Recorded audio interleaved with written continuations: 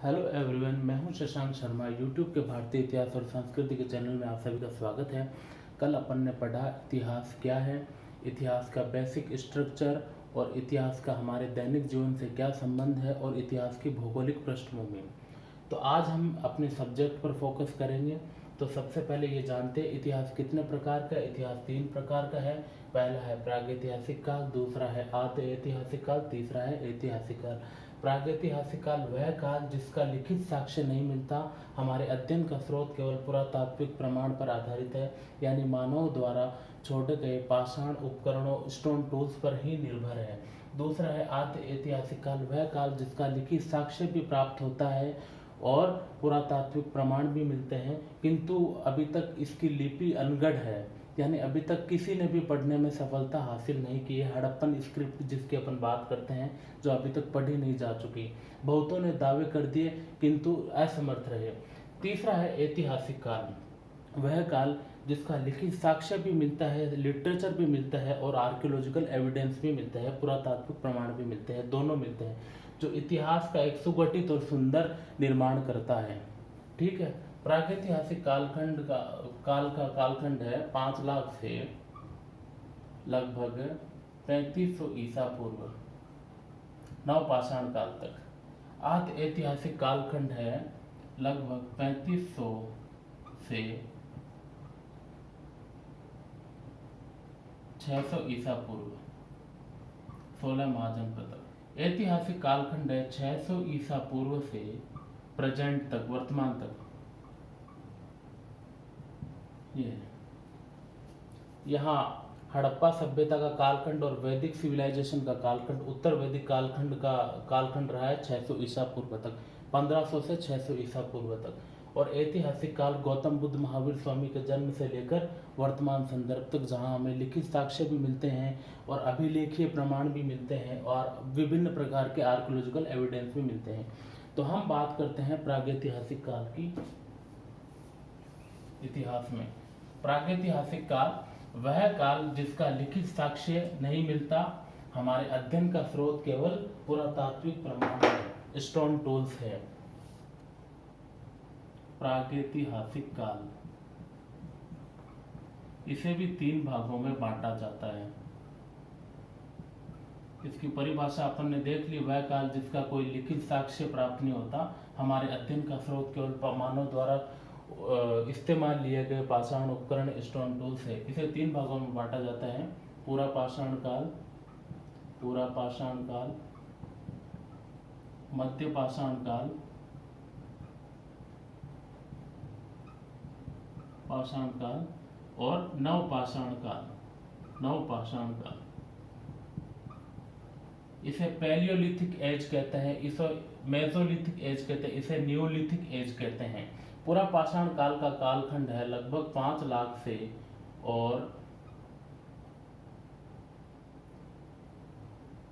5 लाख से 12,000 ईसा पूर्व तक। निम्न पुरापाषाण, उत्तर पुरापाषाण, मध्यम पुरापाषाण से चलता हुआ लगभग 12,000 ईसा पूर्व तक चलता है। मध्य पुरापाषाण काल का कालखंड है 12,000 से और लगभग 10,000 ईसा पूर्व तक चलता है। नवपाषाण का कालखंड है आपके वैश्विक स्तर से 9,000 ईसा पूर्व से लगभग 3500 ईसा पूर्व तक नवपाषाण काल चलता है। अपने दक्षिण भारत में नवपाषाण काल 1000 या 1100 ईसा से 1000 ईसा पूर्व तक चलता है। दक्षिण भारत में 1100 से 1000 ईसा पूर्व तक वहां पे नवपाषाण काल चलता है। वहां पे ताम्रपाषाण युग साइलेंट है। ठीक है। अब बात करते हैं हम पुरापाषाण काल की।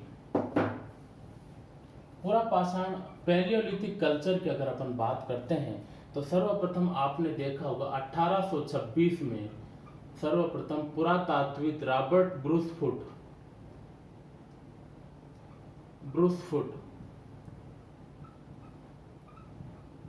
ब्रूसफुट ने मद्रास के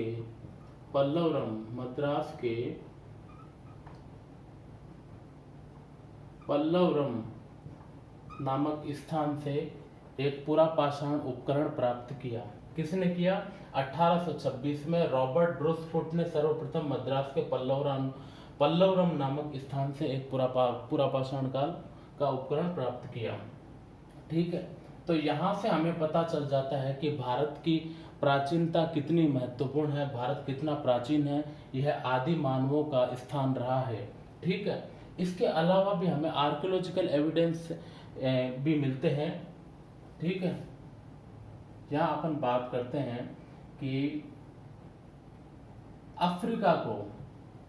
अफ्रीका को मानव सभ्यता का पालना कहा जाता है।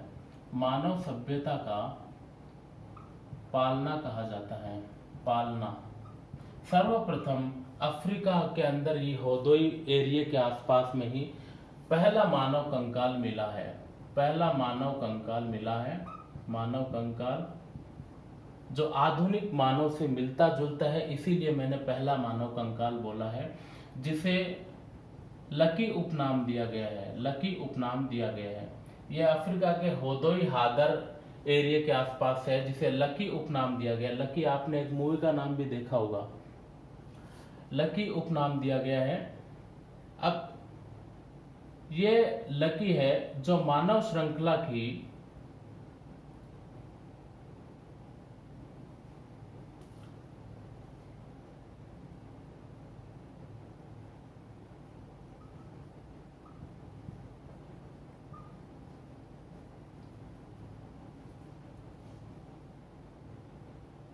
होमो इरेक्टस शाखा से जुड़ी है। इरेक्टस शाखा से जुड़ी है लकी। होमो इरेक्टस शाखा से जुड़ी है, जो आधुनिक मानव के विकास का चरण था। ठीक है, होमो इरेक्टस के बाद में होमो सेपियंस आते हैं, किंतु भारत में भी इसकी प्राचीनता मिल गई हमें। ठीक है, नर विज्ञान शास्त्रियों ने, एंथ्रोपोलॉजिस्ट के रिसर्च के अकॉर्डिंग मध्य प्रदेश के होशंगाबाद जिले के निकट चंबल घाटी में हमें होमो इरेक्टस के साक्ष्य मिलते हैं। होमो इरेक्टस के साक्ष्य मिलते हैं। इरेक्टस के साक्ष्य तो मध्य प्रदेश के होशंगाबाद जिले के नजदीक चंबल घाटी में हमें होमो इरेक्टस के साक्ष्य मिलते हैं, किंतु यह होमो इरेक्टस के बाद के साक्ष्य है, जिसे हम कह सकते हैं कि यह होमो इरेक्टस होमो सेपियंस का पूर्वगामी था, और इसके कुछ पश्चात ही यानी इसके अंदर होमो इरेक्टस और होमो सेपियंस दोनों के जीन्स मौजूद थे। तो इस प्रकार से यह हमें पुरातात्विक प्रमाणित होता है कि भाई भारत में भी पूरा पाषाण काल युग के मानव विचरण करते थे। अब हम बात करते हैं पुरातात्विक क्षेत्रों की।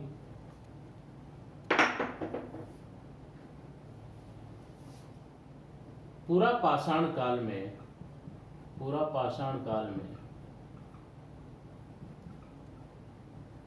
औजार थे जो बड़े ही बेडोल पत्थरों के औजार थे, जिससे बड़े बड़े जानवर को ही मार सकते थे। यह नहीं है कि अपन मछली का शिकार कर लिया या डाल पे बैठे पक्षी का शिकार कर लिया, ऐसा कुछ नहीं था। ये लोग बड़े बड़े बेडोल पत्थरों से मारते थे और उसी से ही वे शिकार करते थे और कच्चा मांस खाते थे, जिनमें थे बेधनी, पेबुल,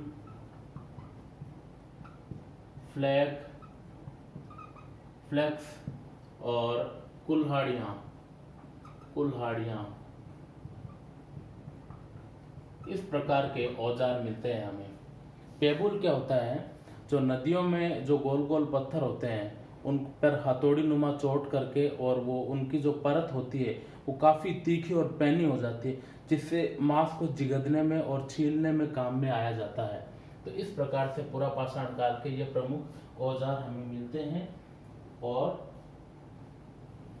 इसके प्रमुख स्थल है, प्रसिद्ध स्थल है सोहन संस्कृति, सोहन नदी घाटी,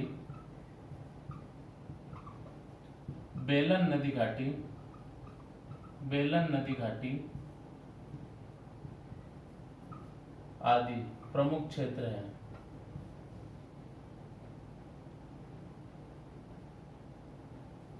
इसके अलावा मद्रास के अतिरप्पकम, अतिरप्पकम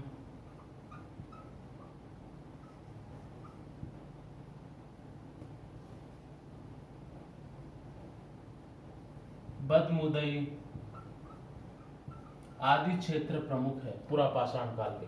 पूरा पाषाण काल का कालखंड क्या है? इसका कालखंड है 5 लाख से लगभग 12,000 ईसा पूर्व तक। यहाँ पे मध्य पाषाण काल आ जाता है, तो यहाँ पर इसका कालखंड है। इस काल में प्लाइस्टोसीन युग चल रहा था, प्लाइस्टोसीन युग चल रहा था, जिसे हिम युग की संज्ञा कहते हैं। हिम युग, ठंड बहुत ज्यादा थी,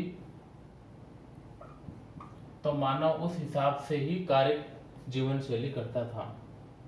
यदि हमें पूरा पाषाण काल के या प्रागैतिहासिक काल के उपकरण ढूंढने हैं, तो हमें विभिन्न नदियों के घाटियों में, विभिन्न पहाड़ी दर्रों में, जो नदी घाटियों झीलों के निकट स्थित हो, तो वहाँ हमें बड़े पैमाने पर स्टोन टूल्स मिलते हैं। और इसके अलावा स्टोन टूल्स के अलावा विभिन्न प्रकार की गुफा चित्रकारियाँ भी महत्वपूर्ण हैं।